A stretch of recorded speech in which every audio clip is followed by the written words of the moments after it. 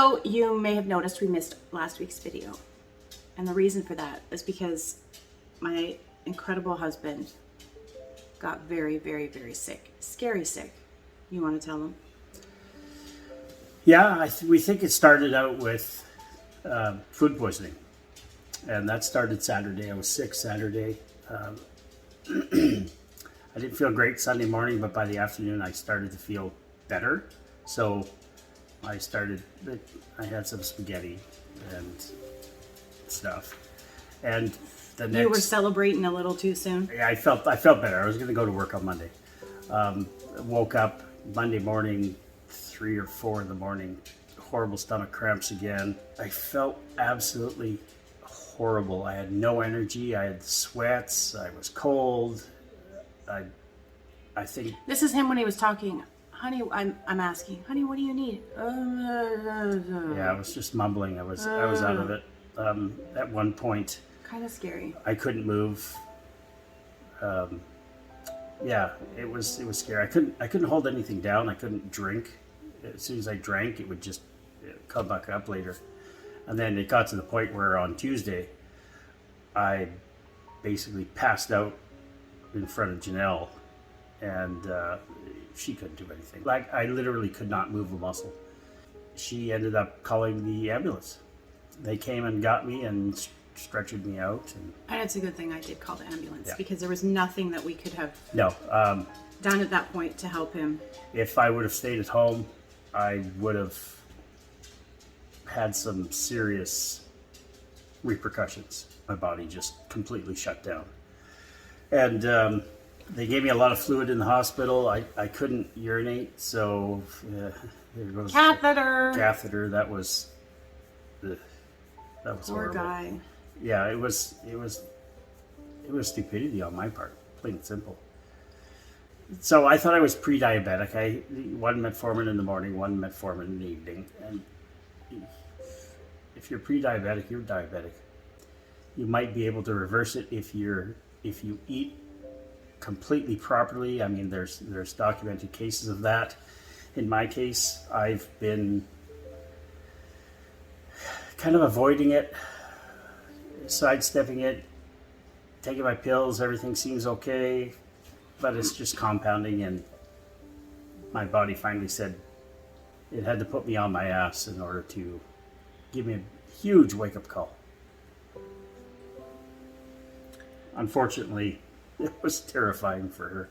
And of course, it's COVID time. So fortunately, the first night in emergency, somehow they let me go in and I was able to be with him for 6 hours, which honestly was just a godsend. After that, they didn't want to let me back in, of course, until... You came the next day for a quick visit. I snuck in. You snuck in. I found a nurse who was extremely kind and said he didn't understand the purpose of keeping people from each other in the hospital when we can go sit in restaurants and dine. And I was like, thank you! I love you! He was a pretty good nurse. He was amazing. So anyway, I got to visit him very briefly another time, and then finally when I went to go pick you up, right? But during all that time, there was a constant just not knowing. Like, honestly, I had thoughts, is he gonna make it? Is he gonna make it? I don't know. Because his health has never been a priority, and who knows what kind of complications can arise from the state that his body was in. I had to learn how to surrender. I thank goodness I am surrounded by all of you, my special friends, who were there for me, dropping stuff off at my door, picking me up with Starbucks, taking me for a walk, inviting me over for dinner. Yeah, thank you very much for me too. Gathering all together to basically pray for him. It was the support of all of you guys is what helped me get through while he was in a state of just basically struggling to get his body to function properly. So I'm so grateful to all of you. Thank you so much. Thank you so much. I couldn't have done it otherwise. He's been asking for ice chips for an hour and a half. And not only did they give him ice chips, but the nurse brought him a popsicle. This is the most perky he's been in days. You got a smile, Cal? Oh.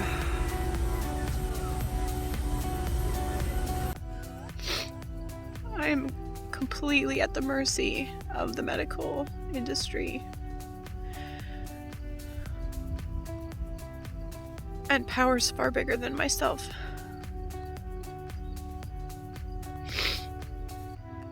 And there's nothing I can do but pray and hope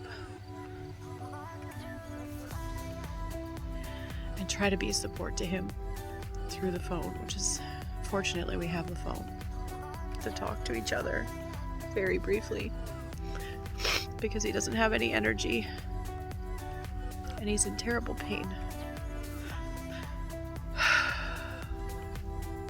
So, what is the lesson? There's always lessons in every life experience. It's never just trauma for the sake of trauma. It's trauma for the lesson. For me, the lesson is stop screwing around. I need to stop screwing around. He needs to stop screwing around. But even then, life is fragile and we have no control. Hello, I'm still alive.